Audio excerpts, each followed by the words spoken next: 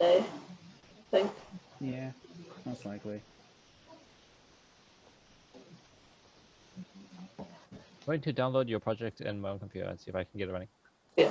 So I can help people. Yeah. If you download the project, basically what I've done is I've removed all the scripts and components from the player, and what we'll be doing during the tutorial is adding those components back in. But I'm sure you can figure out how to do it in the next few minutes. Okay. But yeah, that's why when you hit play, nothing happens on the game. All right.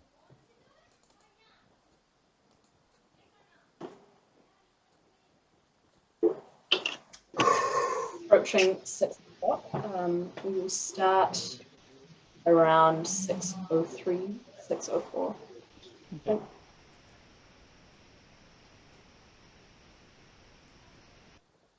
We always seem to get a few stragglers that come in a few minutes.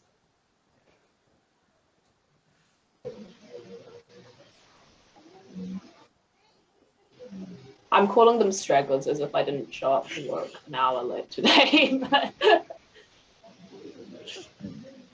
How is mid-sem treating you all? I feel like, I don't know about you guys, but me, I feel like this is all my deadlines like lining up one after the other. All on the same day. Yeah, right? I swear all the lecturers get together and they're like, how can we screw over our students as much as possible? One of my mid-sem tests, they sent out a message and they're like, oh yeah, we're moving it forward from Friday to Wednesday, and we're also giving you half the time. Good luck, guys. Whoa. What the heck? Yeah. That's rough. Damn. Wow, uni treats us so good. Thanks, uni. Live, laugh, love. I like the little guinea pigs. Yeah, basically.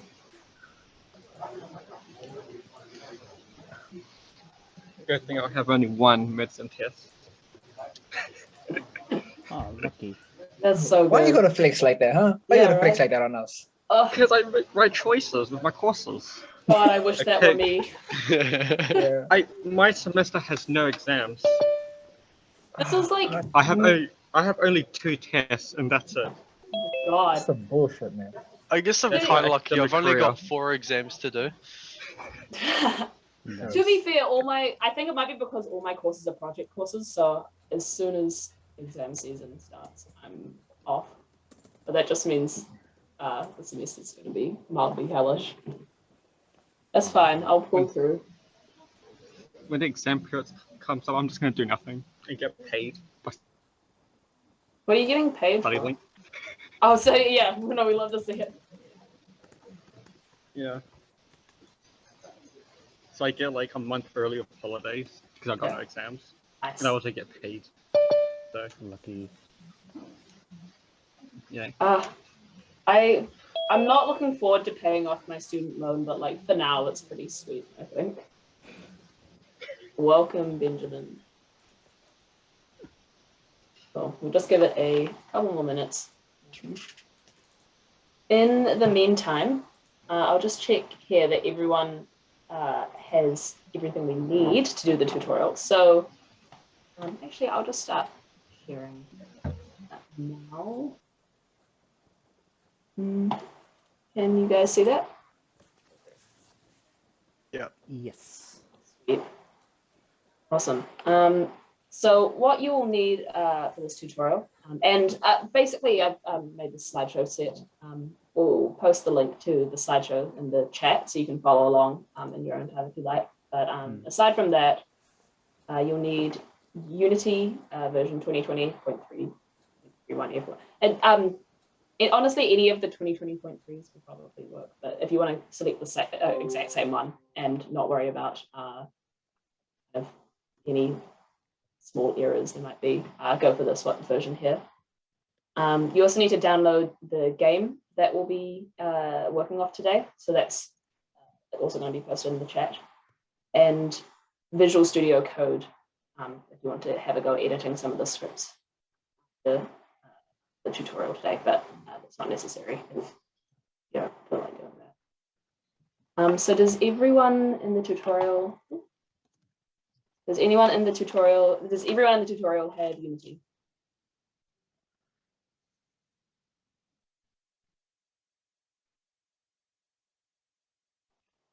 Cool. No. Okay, cool. So Benjamin, I'll do a little demo because I think it's just easier to see it happen. But basically, if you don't have Unity, Tassal has posted a link to Unity in the chat, and what you want to do is just click on that, and it gives you 3 pretty easy steps to set it up. So choose whichever OS you have, and then go to the download archive after that, and search for 2020.3.31. So it should be under the LTS places. Yeah. LTS just means long-term service, so it just means they're looking after it for a long time. So it's like a good stable version to have, basically.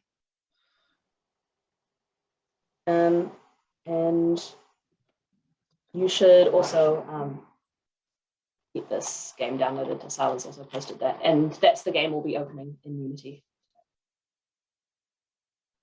Cool. Well, it is 6:05. We'll get started. So feel free to chime in with any questions or anything at any point in time. Let me know if I'm talking too fast or too slow. Cool. So what are we covering today? So the last 2 tutorials, which you don't need to have attended, by the way, but the last tutorials we covered creating art, and we created code for some games. And I just had you drag and drop the art into the Unity editor and drag and write some code outside the Unity editor. But what we're going to be doing today is how can we link, how does the Unity editor actually work, and how could you make your own game? How can you start from scratch, go from the ground up? So today we'll be going through a little walkthrough of the Unity editor. And then we'll be fixing up the game that I mentioned here, Deconstructed Science. You'll see why it's called Deconstructed later in the presentation. Cool. So why Unity, first of all? And what is Unity? Because Unity gets talked about a lot. But what is it exactly? It is a game engine. And some of you guys might have already done this. If you're a comp sci student, you may have coded up your own game as part of a project or a uni assignment. You might have just done that from scratch yourself. You might have written it just in the raw programming languages. So why do we need a game engine?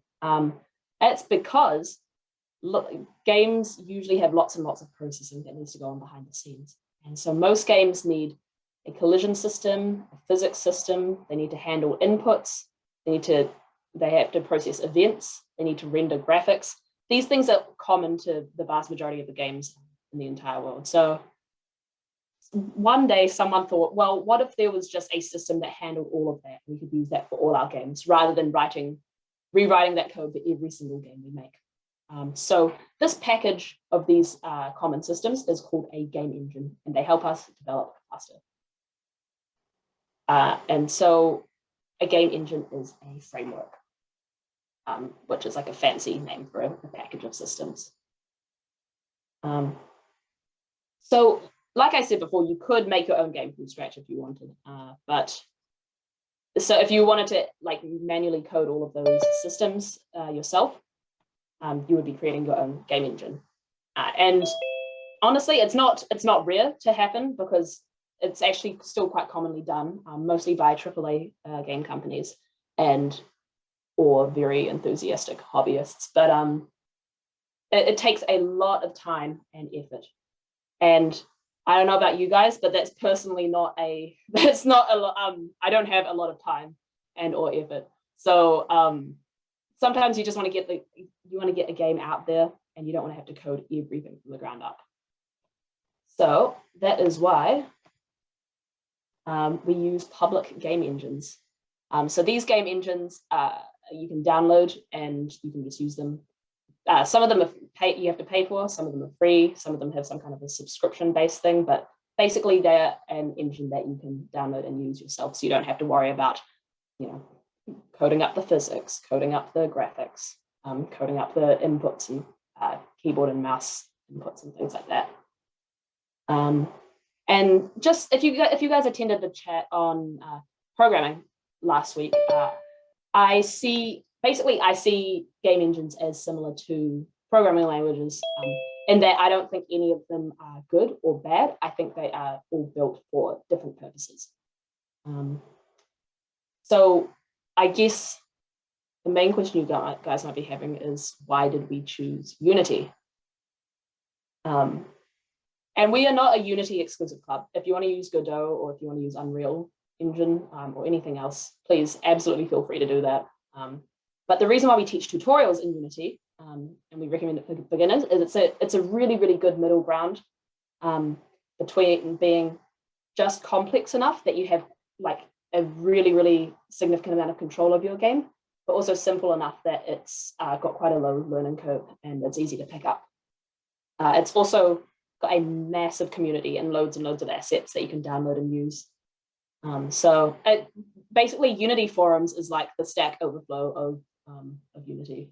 If you run into some kind of problem, or if you want to know how to add something into your game, you can search it up and someone's probably done it before. You can just pop that into your game. And it's also really, really flexible.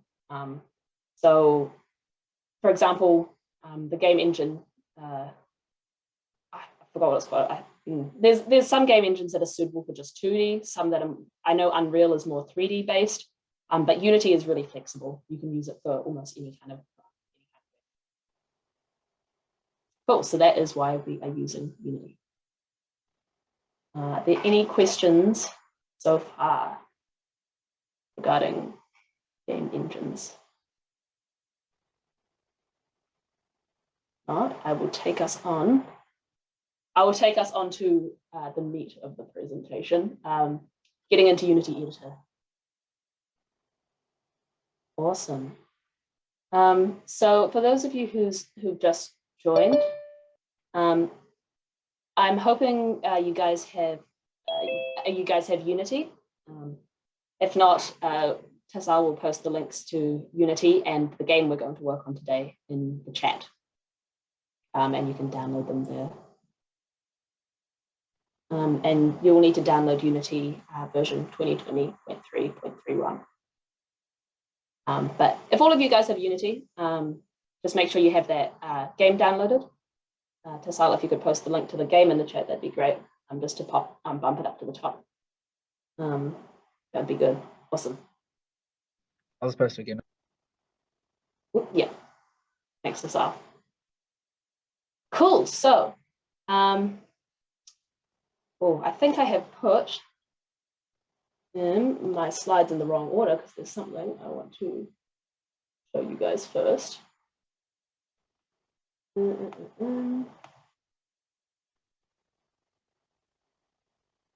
I've lost my slide. Oh, here we go. Should be up here. So what we want to do is we want to open up our game, and I want you guys to take a look around at it and see what we have here.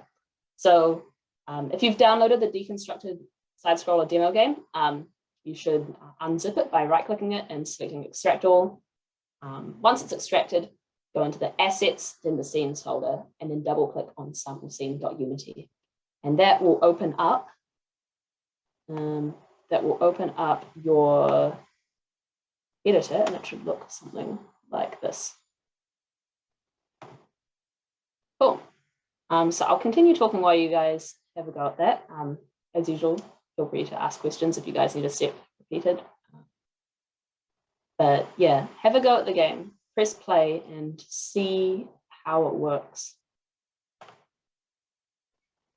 Cool. In the meantime, so this is a little bit of a repeat if you've already attended the coding tutorial from last week, but we will go into much more detail this time.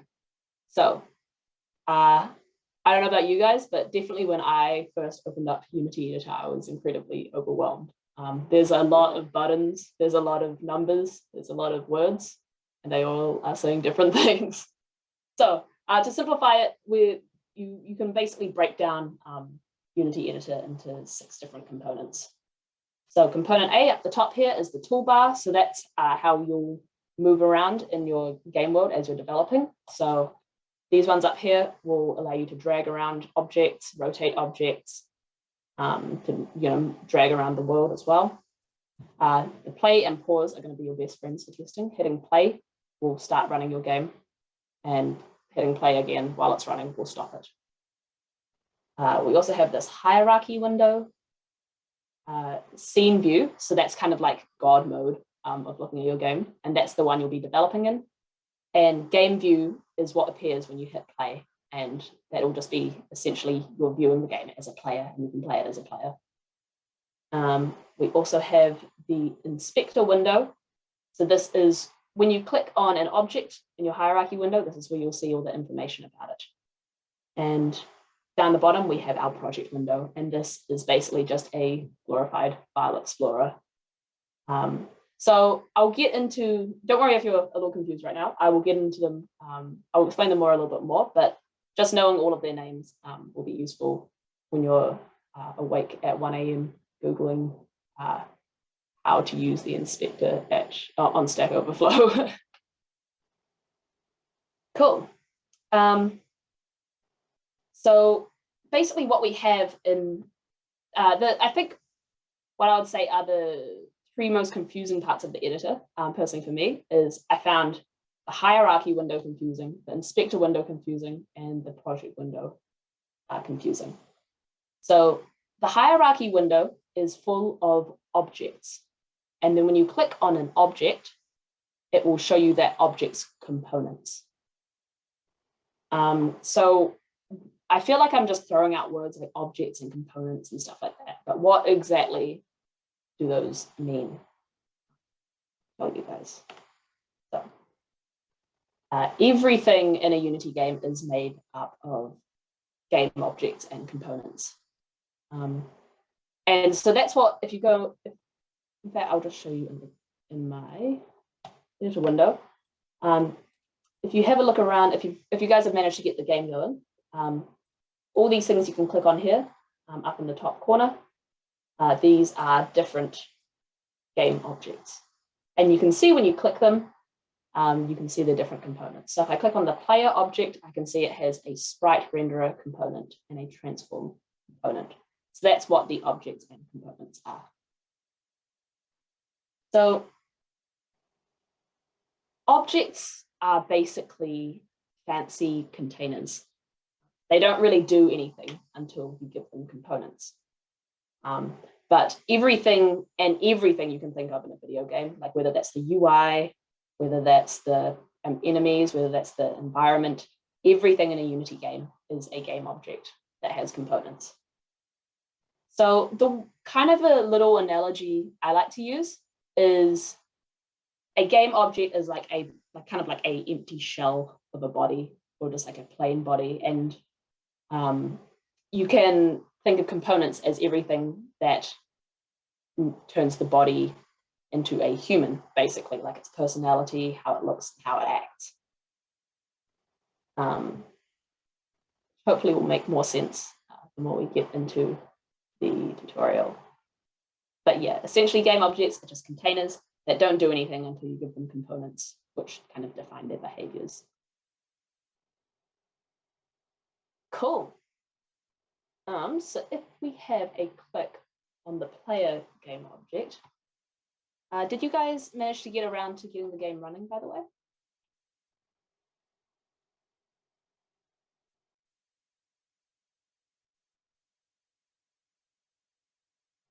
Like if you guys hit play up the top here, does your game go? Oh, there's no compile errors for me. Mm-hmm. So I think it should work. Yep. Yeah, mine works. Down on the wrong. You had the wrong version. No worries. I thought that might be it. No worries. You guys will definitely get plenty of time to have a fiddle around with it after the tutorial. So I think I'll do my usual thing of kind of blitzing through it, and then you guys can have a go afterwards. It is a pretty, Unity files are pretty big, so no rush. But basically what happens if you extract the file and open up our deconstructed side scroller here, and we hit play, we can actually see, where it loads, that nothing happens with our game for some reason. I'm pressing all the arrow keys and all the buttons. Nothing's moving in the game. So why is that? Well, that's because we haven't given the player game object any components. It's essentially just an empty shell, so it doesn't do anything. So we need to tell it to do things, basically. So for example, when I think of, okay, what do I want a player to be able to do in the game? Well, first of all, I want the player to be able to be affected by gravity, like I want it to drop and get knocked around by things and stuff.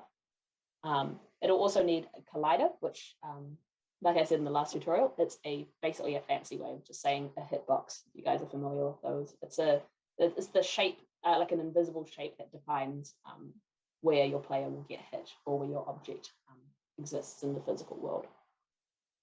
We also want our player to be able to move, to be able to take inputs from the keyboard, like up, down, left, right, and then we want our player to be able to turn those inputs into movement. So those are four components we want in our player. Is this all making sense to you guys, or am I being confusing? To be honest. Because I think the last thing I'd want to do is just keep talking if everyone's confused. Awesome. Cool, thanks, Manor. Cool, so what you guys, so these are only two of the components, and I'll tell you guys the difference between components and scripts later. But for now, what you need to know is rigid body and collider are two components we can give our game objects. And there are hundreds and hundreds of different components in Unity. And if you search up Unity components, you can have a browse of them yourself. But at the end of this section, I will give you guys a little collection of what I found are the most commonly used ones. Cool, so what we want to go ahead and do now is we want to add some components to our game. So in the previous slide, I said we want to give our character a rigid body and a collider. So let's go ahead and do that now. So it's not too hard to do. It's very nice, actually. I do like Unity. So I want to add a rigid body to the player. So I make sure I have player selected. And now the inspector is showing me information about the player. And then what I do is I press add component and just type in rigid body.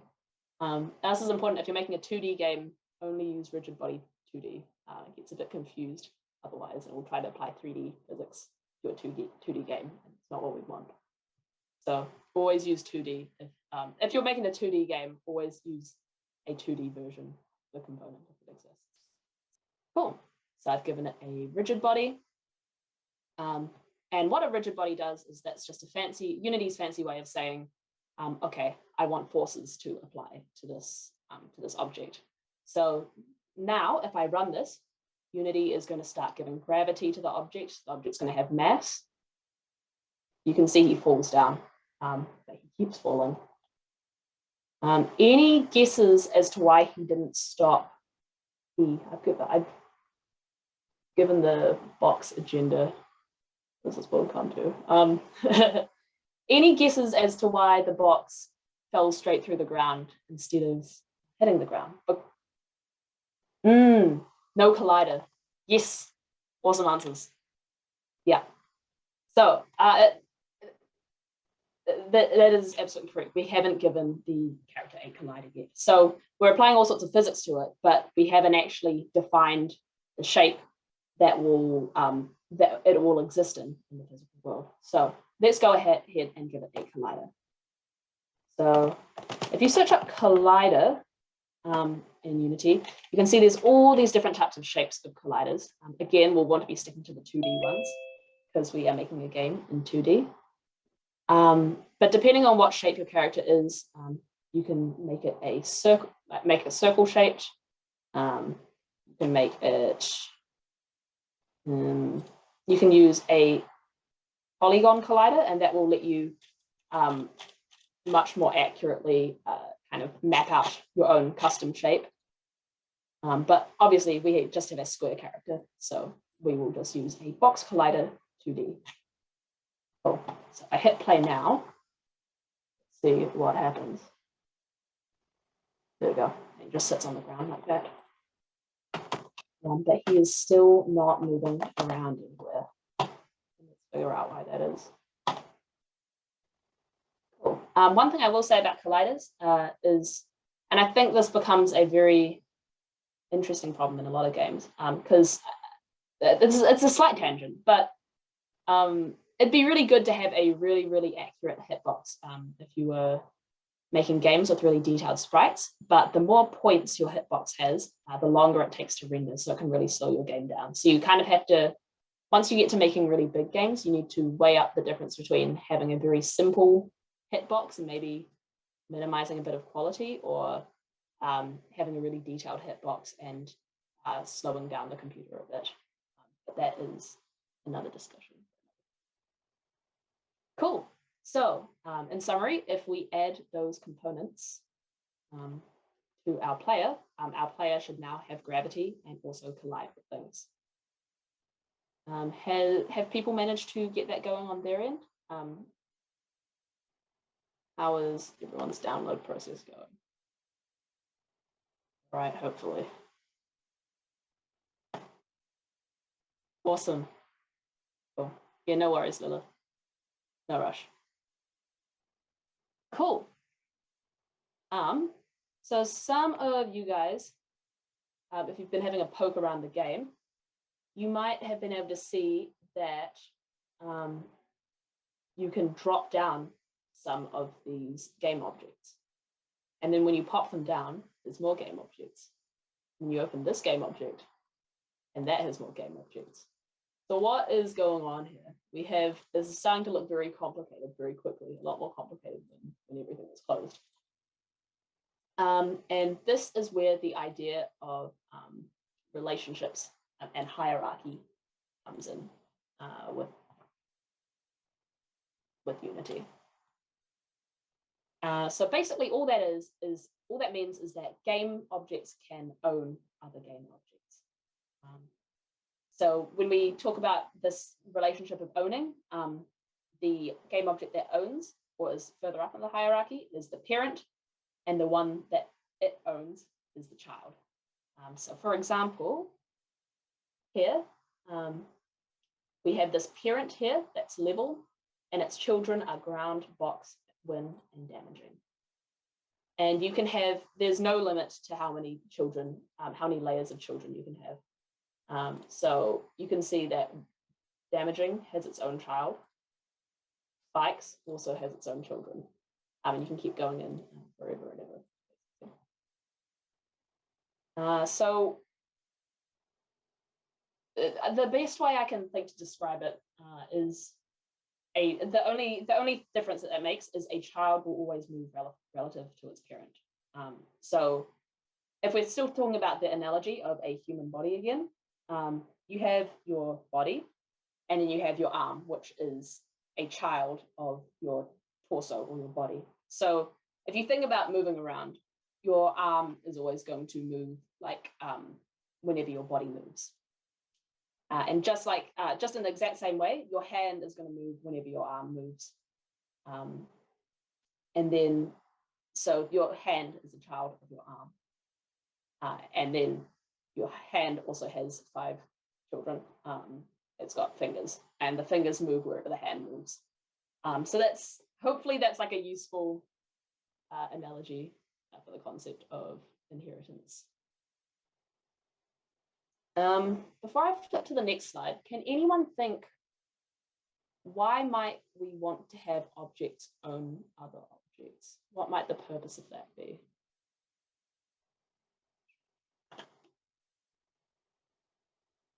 Can we think of any situations where having an object be owned by another object be useful? It's a bit of a vague question.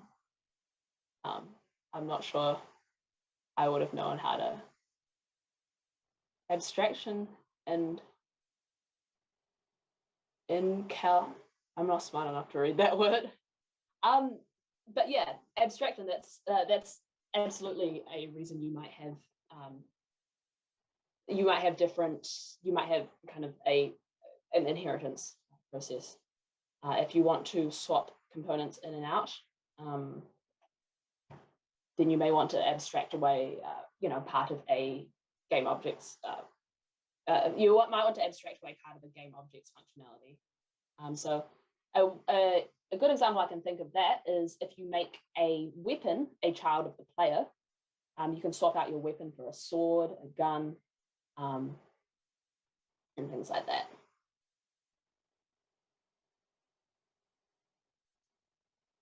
But the easiest way I can think of it in terms of, or an immediate way I can think of why it's useful, is if you take a look at this hierarchy in this game here, you can see we have player, and a player has a right arm and a right forearm, and then a right hand, a right ear, and a right ear tip.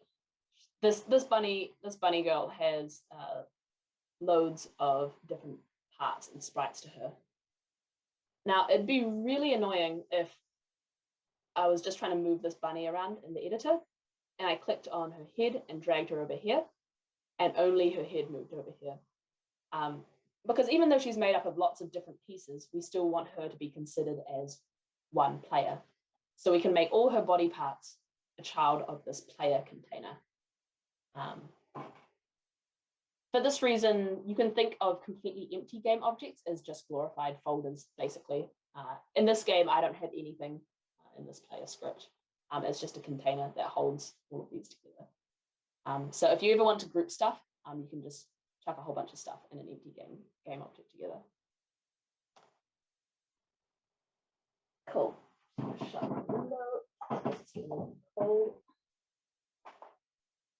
Cool. So just to round off this section, of course, there are loads and loads of components in Unity, and I've only just scratched the surface, but you can get a pretty good game going already with just these components here. In fact, I think the game I've shared with you guys is almost all made up of these. So one thing you will notice is that if you go into, if you download the game, you can see that there were actually two components that already came with the player. It came with something called a transform and something called a sprite renderer. So the sprite renderer basically just tells Unity, display an image for me, please. So that's useful if you want to have images in your game, which you probably do.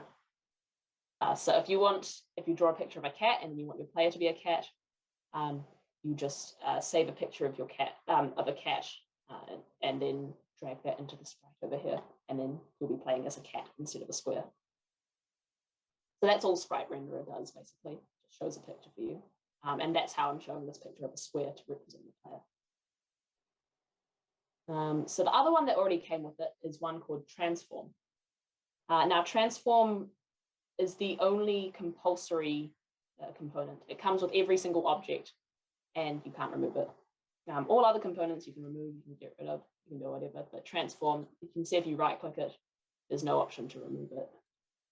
And it's because it's kind of fundamental to how game objects work. So using transform, you can set, it basically defines the position, rotation, and scale of your object. So for example, for my player, you can see if I set it the scale to 2 and 2, it gets 2 times bigger. Likewise, if I set it to 0.5 and 0.5, my player gets smaller. You can also change the rotation. For example, if I rotate it 45 degrees, it rotates around a bit. So basically, transform just defines the position and where and how your game object exists in the world. So the next two I already introduced you guys, rigid body and collider. So rigid body, as I said earlier, just tells Unity basically, hey, I want you to use gravity and physics on this object. Can you please do that? And Unity says sure, and does it all for you. So I love Unity. I don't want to code any of that stuff myself. And we also have the collider, which gives it a hitbox basically. Now the last two. So when you create a empty new Unity game, it will come automatically with a camera and nothing else. So you can see here, I've got this object called main camera, and it has a component called camera. And basically the camera just tells Unity, hey, this is what I want the players to see when they play. You can see if I turn off camera and try to run the game, it'll just come up with this no cameras rendering thing. But if we turn our camera back on, then we can see the game again. So we can see the camera here. We've got this nice little rectangle here, and it's basically telling us this is the area we want to see the game in. So you notice players can't see the rest of the stuff going on. They can only see what the camera is showing. Cool. And you will need at least one camera in every game. Otherwise, you'll get that problem of nothing showing up and people not knowing what to do. And last of all, we have canvas. So I know canvas may be a bit of a trigger word for you uni students out there, but this one is a little bit more fun than University of Auckland's canvas. So we have basically here, a canvas is just a place you can put, it's just a big flat 2D plane that you can put kind of UI elements and heads up display things on. So if you have like a health bar that you want the players to be seeing at all times displayed in the top corner, you can put that in. I've used a canvas to display these instructions when I play the game. And you can, and those instructions stay on the screen all the time, no matter where the player is. Cool, so that is a bit of a cheat sheet in terms of getting started with components. There are lots of other ones, obviously. Some of the other ones I quite like getting into are things like the animator and animations. Those are really fun. There's also other funky stuff you can do, but if you can press add component, if you press backspace, you can scroll through all the ones they have available. They have effects, you can make lens flares, halos, particle systems. Particle systems are a lot of fun. There's different UI elements you can have, so forth. That brings us to the end of Act 2. How are you guys feeling? Does anyone have any questions?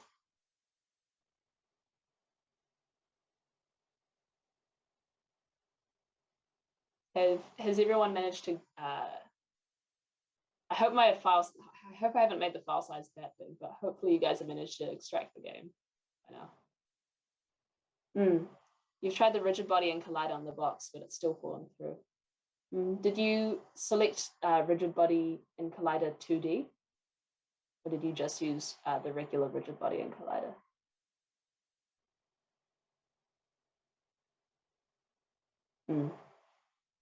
Oh, that's interesting. What I'll do is I'll finish presenting this last section. That's a good suggestion, Justin. But you can't figure it out before the end of, in the next 10 minutes or so. What I'll do is we can put you into a breakout room with one of the other execs to help you, or you can just share your screen here. If that works for you.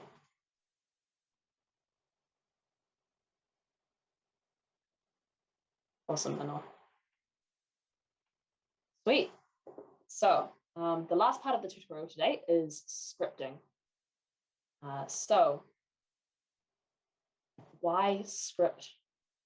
I think the big thing I wondered a lot when I started learning about these components is I was like, how can Unity possibly make a component for everything?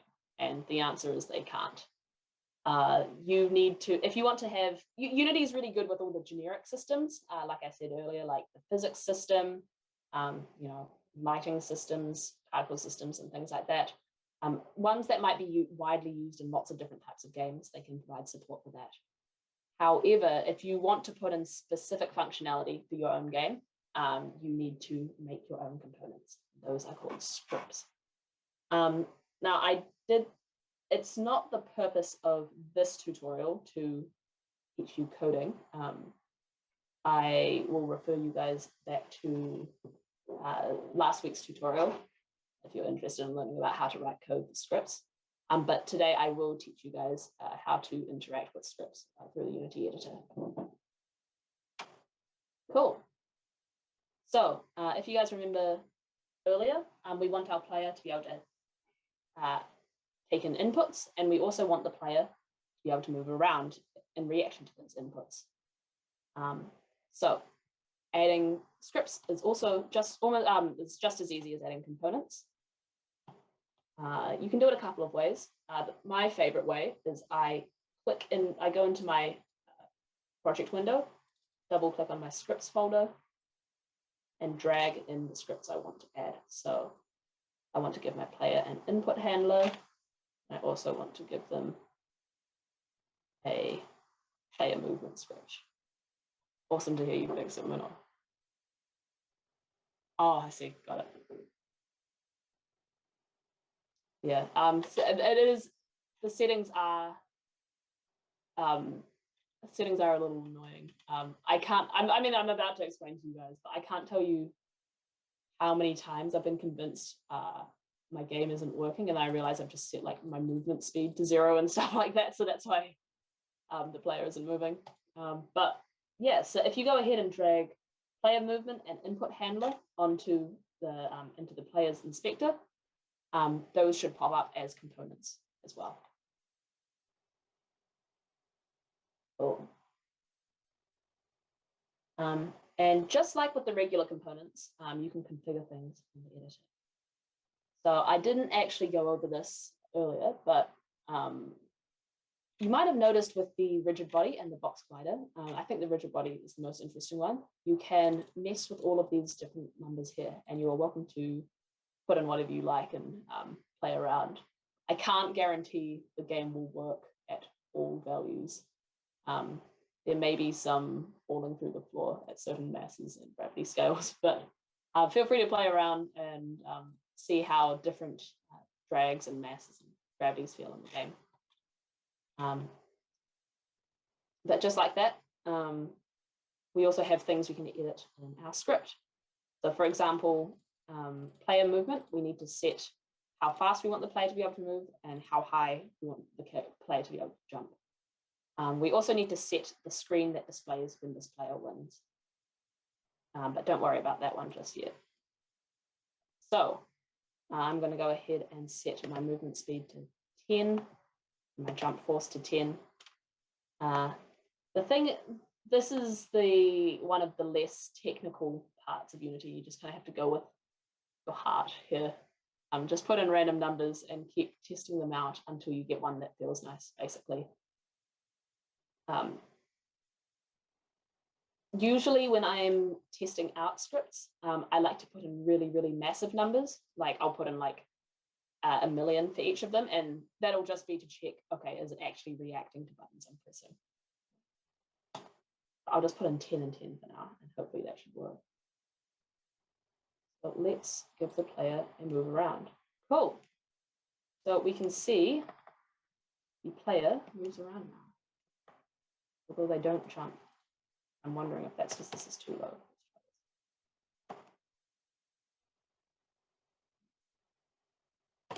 I may have given you guys the wrong script. Yeah, okay, that's on me. All right. If you guys are curious, I've sent the wrong, I've accidentally sent the player movement script from the wrong tutorial. This one was from the coding one where you fix up the jump. But if you guys want to get the player to jump, I will show you after the tutorial what code you need to add to make that work. Cool, but you can see that once I change the movement speed and jump force, our player starts moving around in the world. Cool. So hopefully you guys have managed to drag in the input handler and player movement and gotten your player moving around.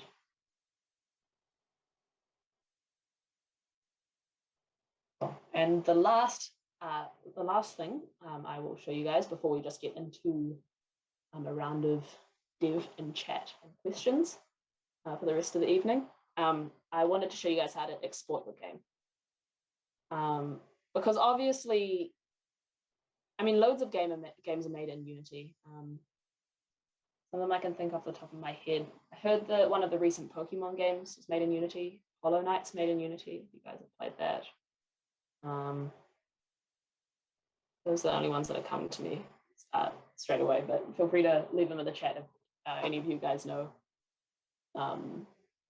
any other games made in Unity, but it's pretty common. But you obviously, all these games, you don't need Unity editor to play them, right? We want our players to be able to play our games without downloading Unity. So to do that, we want to build and save our game. So once you're done with a game, you can go into File and Build Settings. It'll take you into here. And mine's showing up on a different window. Here we go. You want to press Add Open Scenes and then just press Build. You can do Build and Run if you want the game to run. And if I remember correctly, it should show up somewhere. Yeah.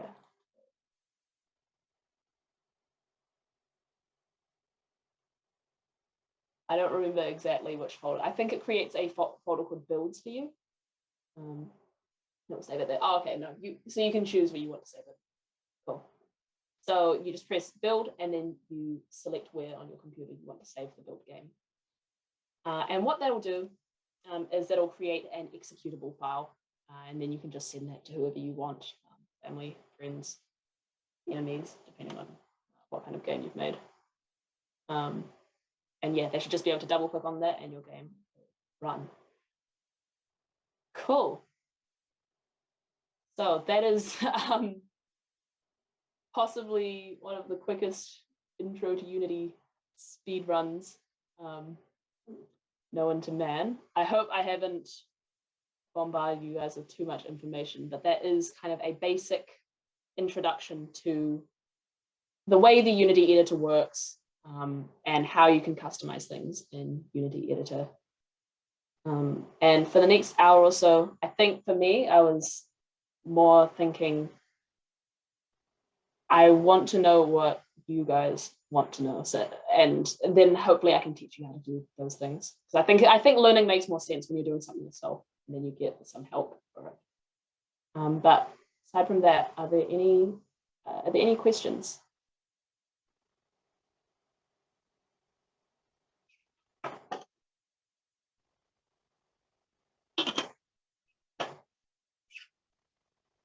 Awesome. Cool. So, how do you add objects to the game world? Awesome question. Cool. So let's get into our dev and chat section of the tutorial. But that is the end of the formal tutorial for now. How do you add objects to the game world? That's an awesome question. So when you go to your inspector, you can press right click. Either you can create an empty game object, but Unity also comes with some preset ones if you want to just pop those in. Because it's got a few formats that a lot of developers use pretty frequently. So for example, when I do all my prototyping for games, I will just create lots of 2D square sprites. So I don't have to worry about making a whole set of sprites for a game to see if it's fun. So if you want to add an object to a game, you go 2D objects, sprites, and square, and that will create a new square in the world. And if you want to go ahead and add, again, a rigid body and a box collider to this new square we've made, you can see, just like you expect, will drop, and you can interact with it and push it around in the world.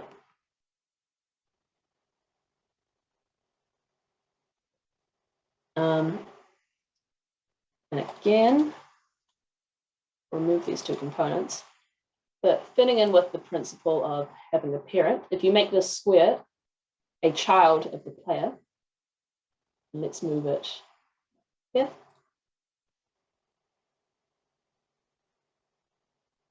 Game will load. You can see it moves around with the player as if it was part of it. Because it is part of it now, the player now owns the square, so he's carrying it around everywhere.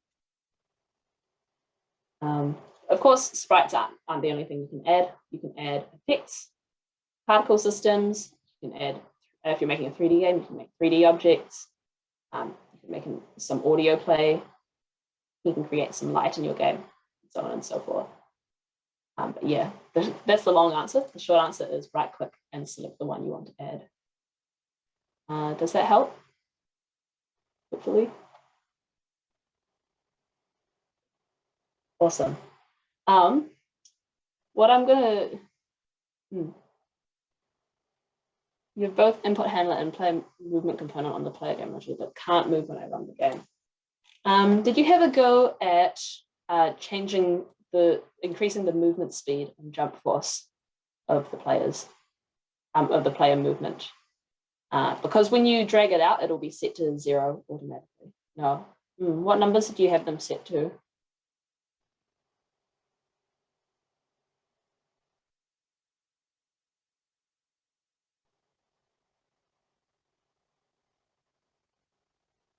Because sometimes if it's set to a low number, it still might not move. You're welcome to either share your screen or we can pop you in a breakout room with one of the execs. Get some help if you like, up to you. Yeah, awesome, no worries.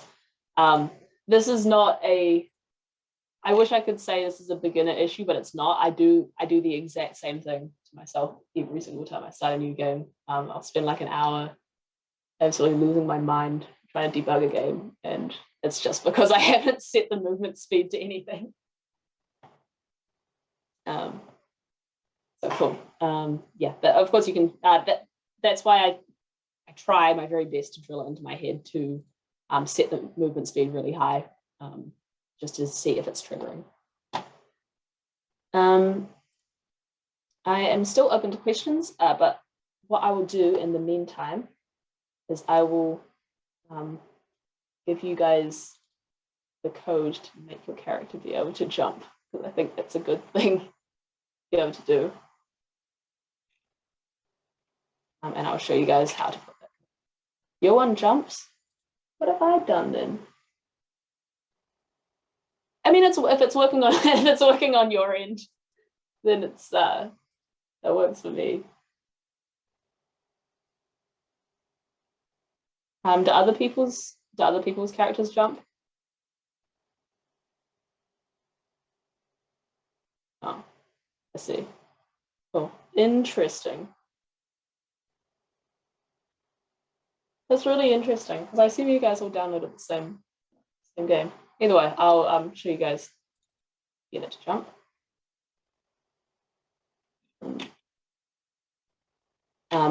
I can either just show you guys, I can either just give you guys the code to put in, or if you guys, I'm not sure what kind of interests our audience have today, but if you guys are interested, I can talk you guys through the process of adding a jump function.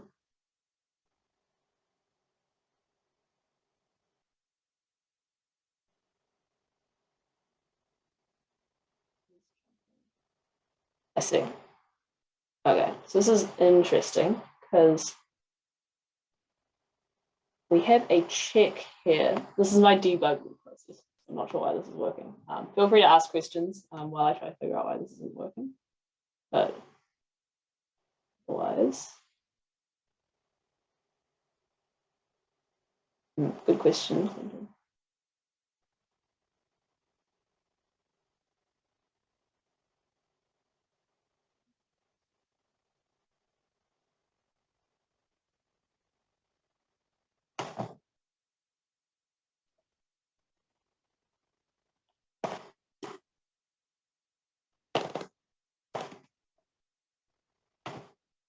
Have you guys all managed to get Unity downloaded?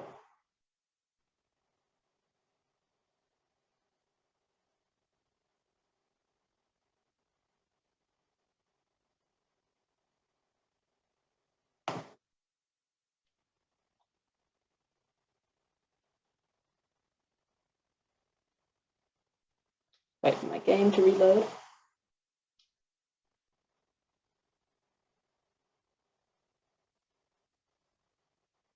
Awesome. I am actually curious about you guys joining us here today. Are you guys just here out of curiosity, or do you guys have specific games in mind that you're thinking of making?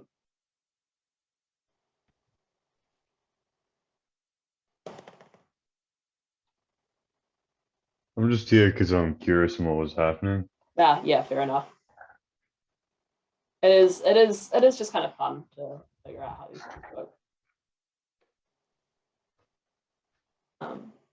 Oh, I'm here because I've had a little bit of experience with Unity, but I've got some like basic foundational knowledge that I just don't have because I started by just jumping into a game jam, then ended up doing all the coding for the team. Oh no. It ended Oh, up nice. working. It ended up working. All the physics and all that was working, but the problem was that about 15 minutes before it was due, we tried merging all of our projects, and everything was fine except the entire level thing was deleted.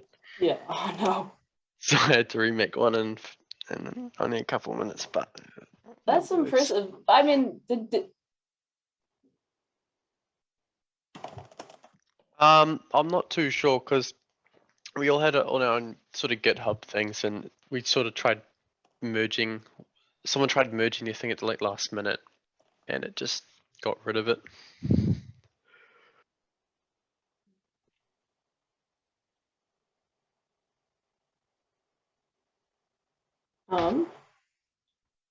sorry to switch the topic so quickly, but Justin has brought to my attention that I forgot. There was a part of the tutorial that I said I would come back to, and don't worry about it, and then I never came back to it, so we can worry about it now. But basically, the reason why it's not jumping is it's getting this null referenced exception because if you notice in the player movement script, we need to give it a win screen for our player to show when it wins. And currently that's hidden under the camera. So if you drop down under camera, turn on the win screen, and then give it to the win screen field. And what you can do is, and this is why I love Unity, everything's drag and drop. You can just click on win screen and drag it into here. And if Justin is right, that should do it. I set my jump force to like 1,000,000. That's why he disappeared, but it's definitely working. There we go.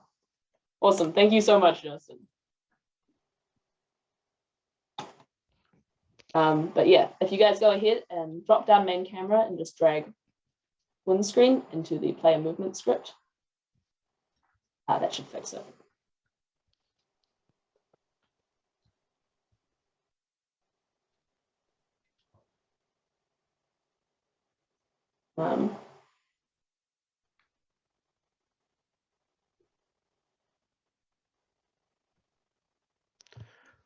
I am, yep. Oh, I've just got a question. It's just around, what does the input handler do in this? Good question. Okay, so this is something I like to do. Now it has you could, if you want, put this script into player movement as one big script, but I like having all my scripts separated out, so they're kind of smaller and easier to read. Yeah, but what yeah. I was This just thinking because what I've done before was I just sort of chucked all the Git down. I was thinking if I missed something. Yeah, no. So the reason why I do it is it was probably unnecessary for this game, but I've just kind of gotten into the habit of it at this point. When you have a really big game that has all sorts of different that tracks all sorts of different types of inputs, like tracks arrow keys, it tracks a whole bunch of different keyboard keys and stuff. It is nice just to be able to have a whole bunch of, have an input handler translate all of those into, okay, this one's for movement, this one's for attacking, this one's for defense, this one's for healing and stuff. So it makes it easier for your game because then you can just attach this to another object and be like, okay, is the healing button being pressed? If yes, then. Okay.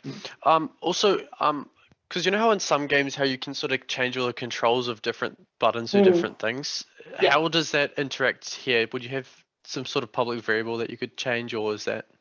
That's a good question. You could, basically what I'd say is you probably need to, I'll explain axes later, but for example, like with this restart button, if you wanted to change it to, in fact, I can code it up here. You can do key code, restart, so restart key, and we're going to make our key down restart key. So you could just do it like that. And so you could set restart key to like R or D or F or whatever it is. I think that's how you would, that's the most immediate way I can think of how you do that. Yep. So in games where you can change the controls, you'd have a bunch of variables that you'd set as the key without putting any specific one down, so you can change it all. Sorry, could you repeat the question?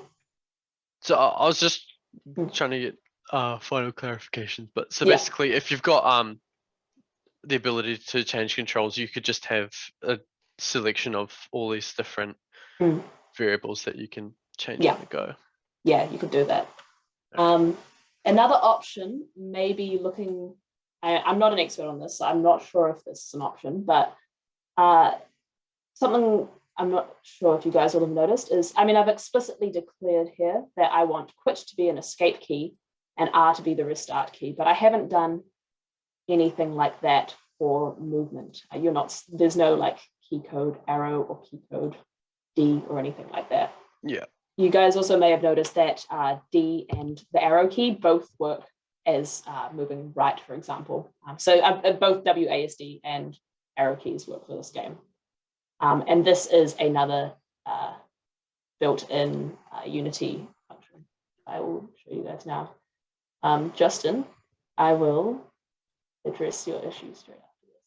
So if you guys go into Edit, Project Settings, not Project Settings, I mean Edit and Preferences,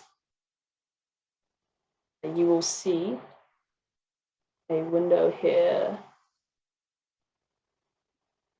It is Project Settings. Yes, freeze rotation. Yeah, so that's if you want your character to not rotate, you can go into, you can select it to freeze rotation on its rigid body. You can just click and your character won't rotate anymore. You can also freeze its X and Y position, but we probably don't want to do that for a side scroller game because we want to be able to move. Cool. You made the main character a child of the player. Awesome. Yes. So I was hoping someone would catch on to that. So something that is kind of annoying, right, is you play this game right now, you can't actually, like the camera doesn't move with the player, which is super annoying. So if you remember from the tutorial, it's if you want to make something move with something, you can make it a child of something. So let's go ahead and make the main camera the child of the player.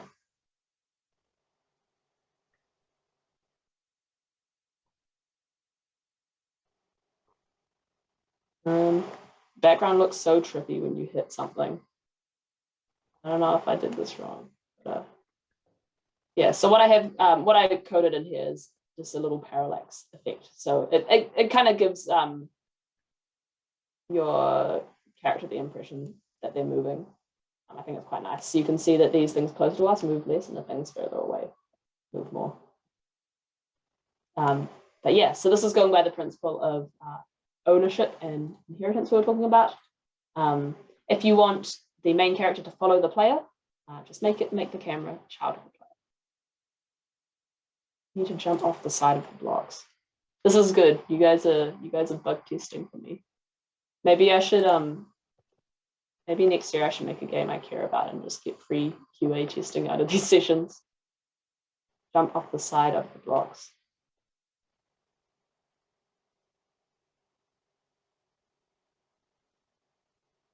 Oh, okay. I should take that off. Oh my god, yeah, that's awful. This is why we freeze rotation. Nice. I mean, I could see this being a game, some kind of game mechanic, I think. You could have gravity work. You could have some kind of mechanic where gravity works with the rotation of your character. But that sounds like something someone much smarter than me would design. Yeah, but basically the solution to that is freeze your rotation. This is good. This is why I have this question section thing. There's always stuff. There's always all these like tiny bits I miss during the presentation.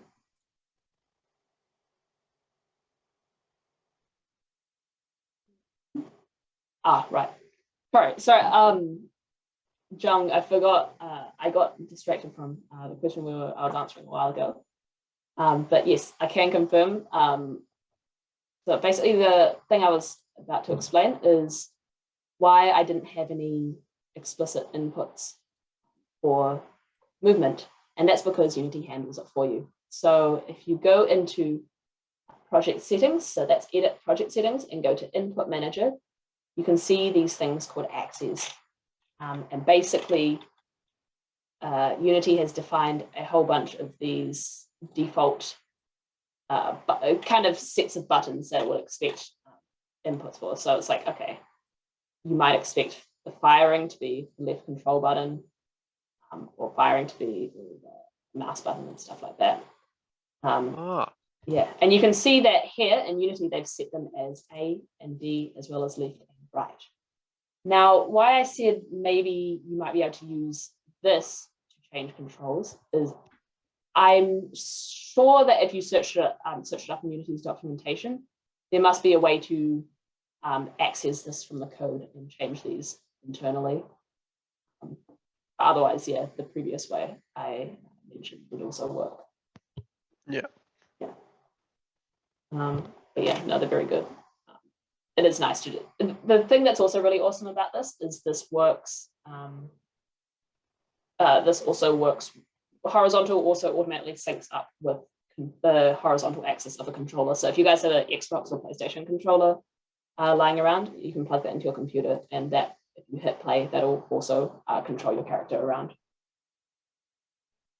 So it is just things like this which kind of make me feel like Unity is a really good. It's just this very versatile engine to start off with, I feel like. Cool. Sounds good, thanks.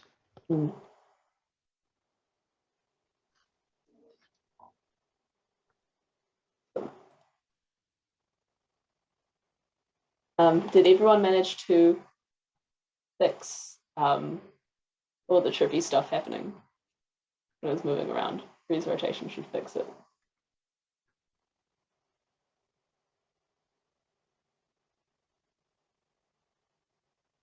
Can't find the setting to freeze it.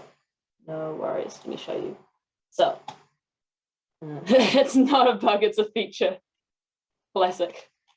Cool, so it's to do with the rigid body because it's to do with the physics of the, it's to do with the physics system. We don't want physics to toss it around.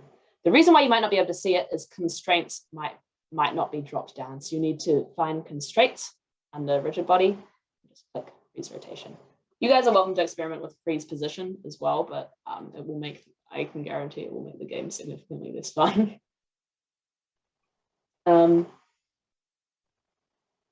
Honestly, I think the biggest thing I can encourage for game making is just try pressing everything and putting the numbers in everything. I think you learn a lot just by pressing random buttons and see what kind of effects it has on the game. I think that's I talk about this every tutorial, but again, I think it's why we have more of a focus on game jams rather than holding tutorials the whole year. A game developer guild, it is just good to get your hands sunk into a game rather than being lectured by someone the whole year. So when is the upcoming game jam? It is next Monday, and it is in person, which I'm really excited about. I really did think we were going in for another COVID semester, so that'll just be at the university. We'll post the room number. Clinton, have we posted the room number already, or will we post? I don't. Well, it's in a Discord event, but not publicly announced, I think. Right, yeah. But it will just be in the engineering building. And what that will entail is we'll have a few kind of leaders, and we'll also have a few pre-made prompts, or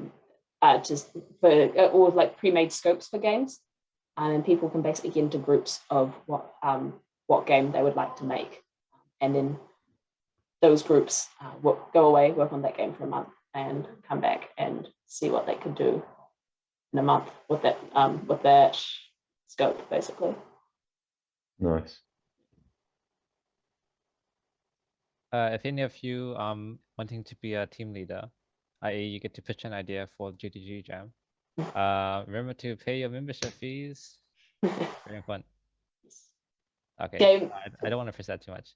Yeah, no. Yeah, GDG Jam is, yeah, people get teams. It's probably your first experience of making a game in a team, and it's definitely, in some ways, it's a harrowing experience, but it's also a very interesting experience because you get to work with other people with skills that you might not have, and you can work faster. Yeah, make progress as a team. Yeah, I mean it's entirely GDG jams that took me from knowing nothing about Unity to knowing what I do know about Unity over the last year. So I think it's definitely, yeah, so it's somewhat of a commitment, but they are the fastest way to learn, I think. Yeah, making games does take a while, but GDG Jam, since it's spread out over a month, does give you quite a lot of time.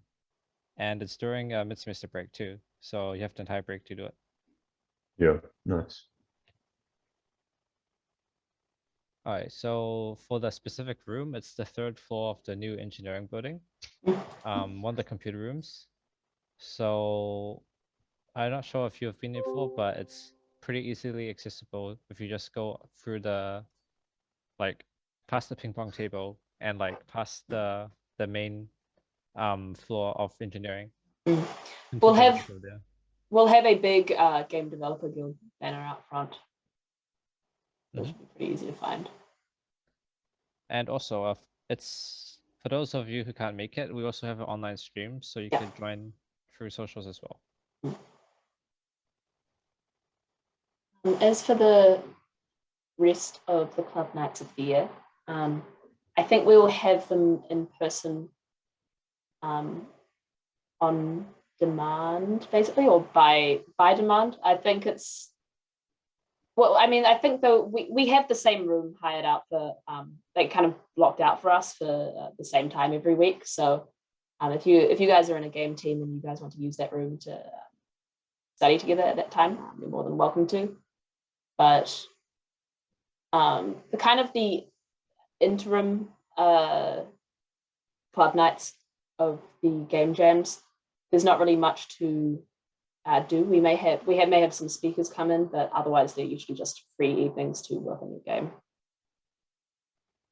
And if people would rather do that online, then come in. We're happy to host that online. But I think it does help to be in the same room as the people we're working with. Yeah. Okay, does anyone else have any other problems, especially those who just who are downloading Unity at the beginning of the tutorial? So Mano and Lilith. I think Lilith's got it running. Yeah. I think everyone's at the same point. That's why I'm wondering, do we want to take a deeper dive into how to, I feel like there's, I'm not sure how you guys feel, but I gave the tutorial on coding and then I gave this tutorial, and there's a little bit of disconnect between these two. It's kind of like, how do we get the code to interact with the editor? I am happy to go a little bit into that if people are interested. Because, for example, we can set our player movement speed here, but what if a character hits a consumable item that makes them move faster? We want to be able to set that through code. We can't go into the editor and manually make it faster when it touches that item. So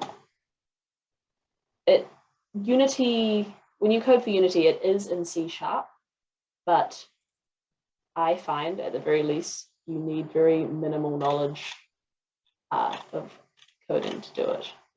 It really is just using Unity's provided functions and things like that to get your whole game going.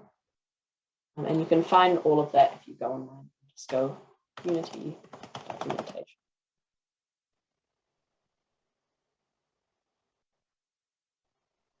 So here you can see the Unity manual is maybe my favorite thing ever. They have really well documented pages on all the different things you can do in Unity. But for example, if I wanted to change the speed, you can see I have created a float called movement speed. And if you put the keyword public in front of it, that makes it show up in the editor. So you can see I made the movement speed public, which means it shows up in the editor and can be changed. If I made this private, and I save that, and refresh my project.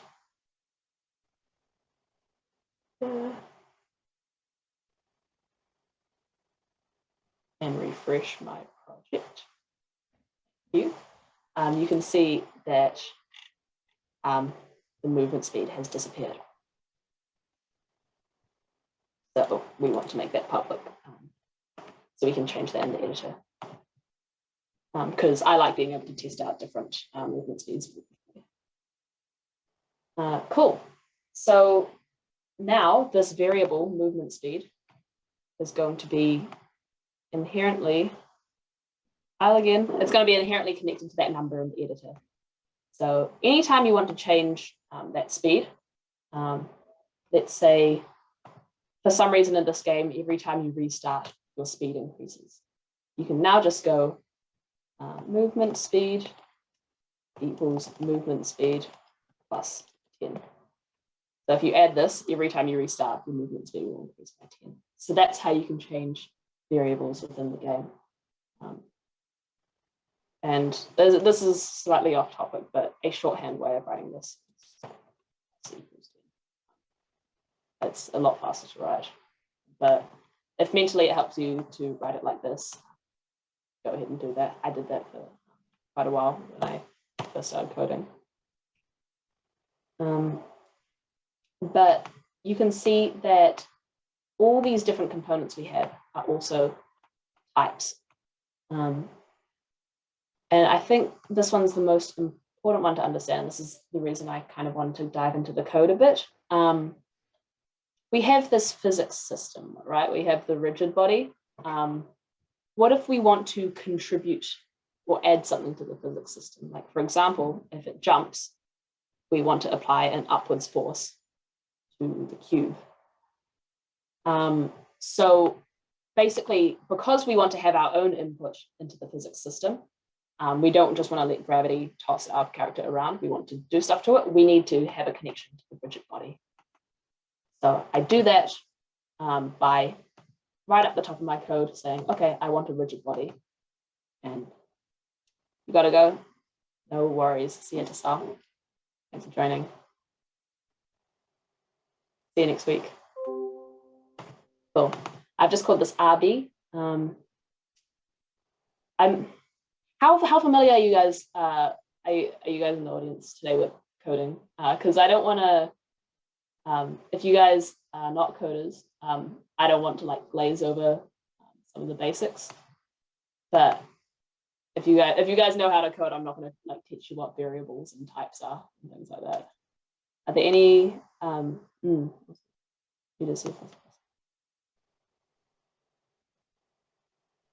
worries, Cajun. Is there anyone who's never coded before?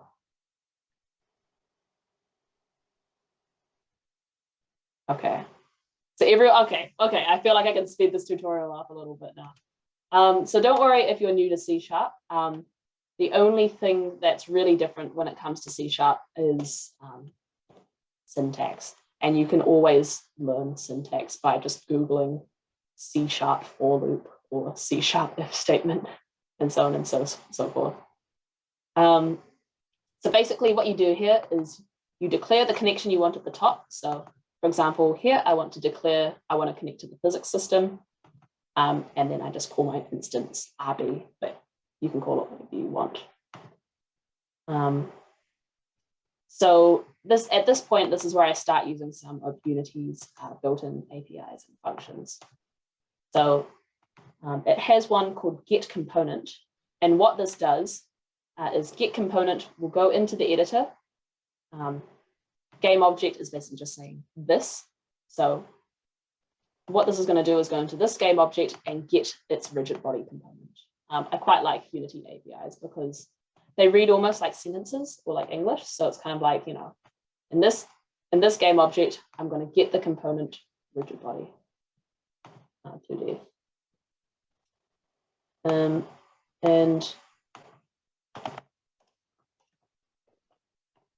if you basically, if you want to do something in a game, I highly recommend Googling it first, because chances are Unity has created an API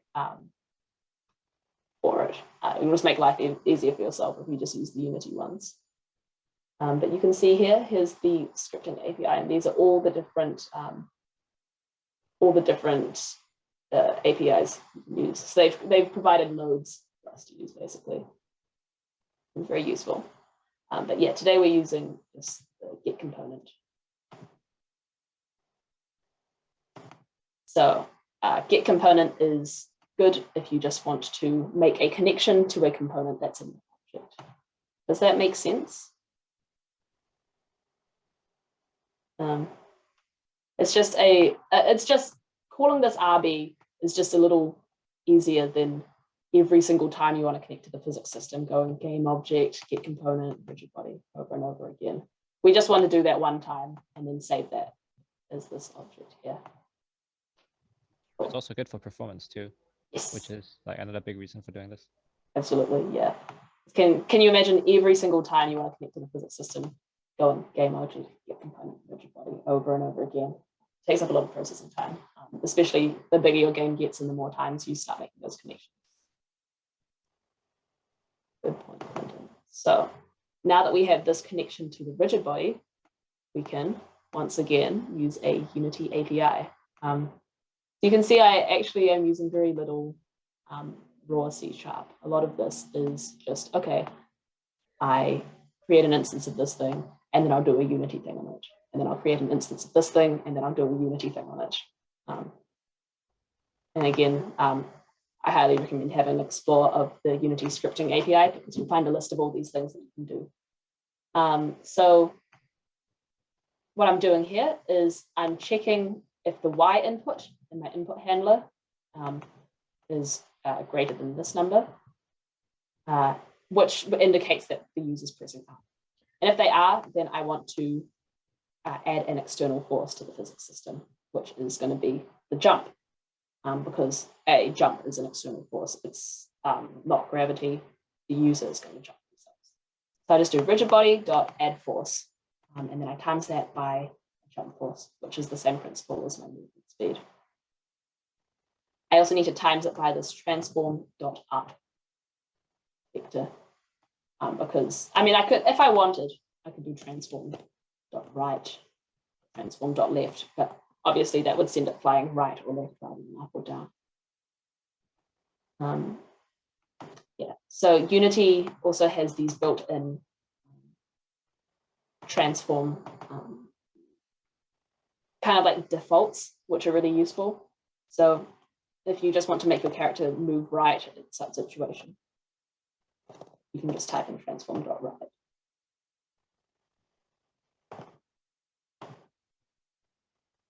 Cool. I think that's quite enough for the tutorial. It's 7:24. It is.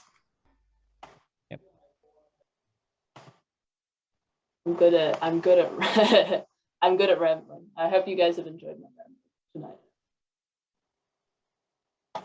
tonight. But if there are no other questions tonight, what I can say is you guys are more than welcome to use this tutorial or use this game. Have a fiddle around with it. Chuck your own objects into it. If you get you can, I would say the first stage is trying to recreate some of these objects and see how I created them. And the next step, and my challenge to you guys, is see if you can create an enemy that just moves back and forth somewhere in the game. But apart from that, that's to the end of this tutorial. I'm happy to hang around till 8 if anyone has any more questions, but otherwise, we'll see you guys in person next week at the game jam. No worries. Looking forward to seeing you guys there.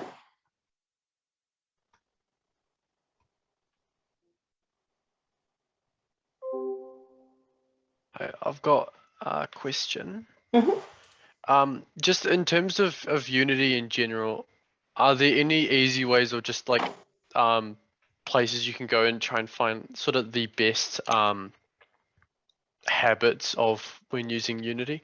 Because I'm just thinking if I sort of do something now, Yeah. and I could make something big, but because all the code will be and all that will be inefficient, because I'm not sure how Unity handles it all. It'll just, you know. Yeah. Are you worried about performance or the organization of the code? Performance. Okay.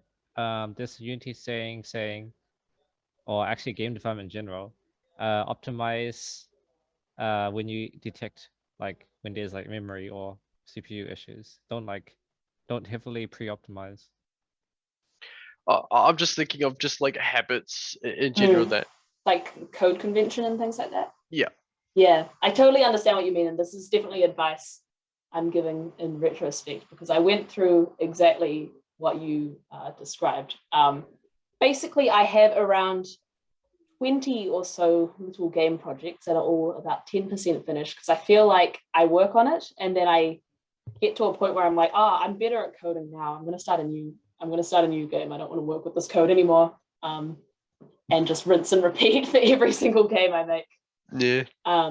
So I think the main advice I can give is don't, and this is what the GDG jams encourage. We're not looking for perfect or good games at the GDG jams. We're creating lots and lots of rounds of tiny little games that basically give you a little playground to get a feel for using Unity. And that's what the principle is with, okay, you have a month on this game. As soon as the month is up, move on to a different one. It removes that kind of sense of like getting attached to making a massive game and feeling like you have to commit to it. I think Jen was asking about the like performance of, as in like the performance of the game, like optimizations and stuff. Correct, Jung? Yeah, well, it's sort of both. I'm just sort of taking a sort of wide shot here, trying to figure out both the best way of doing it all. Because when it comes to performance as well, it's something where it's like if I've got a bunch of variables and stuff and I'm constantly changing around, I just see it as something that's like there's got to be a way that I could put it in. Yeah. And so not only just like less code, but just I can see that certain things are happening too many times, or there might be duplicates, and I might have to sort of take it out and put it in its own function or something like that. My second suggestion, specifically with regard to that, is there is a YouTube series I follow. Have you heard of the Solid principles before? No. Solid, okay. I think if you take software engineering, or comp sci, they teach it to you around second or third year, I think. But basically, Solid is just kind of a generally accepted rule of thumb as like kind of the 5 principles to making really good, clean, efficient code. Yeah. And there is a small series on YouTube that I watched and really enjoyed. That I think it's a series of 5 videos that goes through breaks down each of those principles and then teaches you how to apply them with respect to Unity. I will link you those videos because I found them really useful. I can't remember the exact names for the shot of this. Yeah, it's by this guy called Infallible Code, who he's really good. He a lot of his videos, he works like a skit into his tutorials. He really just goes above and beyond this. But I will link this in the chat here if you're interested in taking a look at that. Yeah, thank you. Yeah. Otherwise, in terms of optimization and things like that, I think my advice is just keep practicing. And then for me, as I kept practicing, and getting better at Unity, I was able to identify more for myself and learn, okay, in the future, I can make this better by this. I'd like to suggest these 2 links as well. Mm-hmm. They're for design patterns. The first one's more like general software, but the second one's homes in a bit more on game design, programming, and optimization. Cool. Oh yeah. Yeah, for Unity, if you're checking the performance of something, you use the Unity profiler. I haven't used it much, so I can't comment on it, but that's probably what you do if you really wanted to work with like insane like 3D simulations or stuff. Yeah. Or other like similar like performance heavy tasks. Yeah, I have a look at both of those as well. Thank you for that. No problem. Is there any other questions anyone has?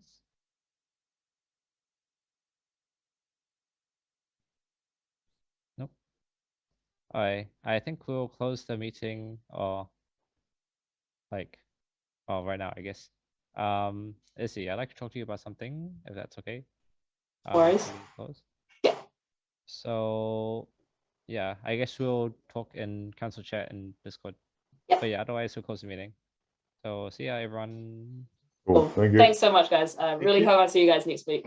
I'm very excited to start GDG Jam this year. Awesome. Cool. See you guys there. Yeah. Bye.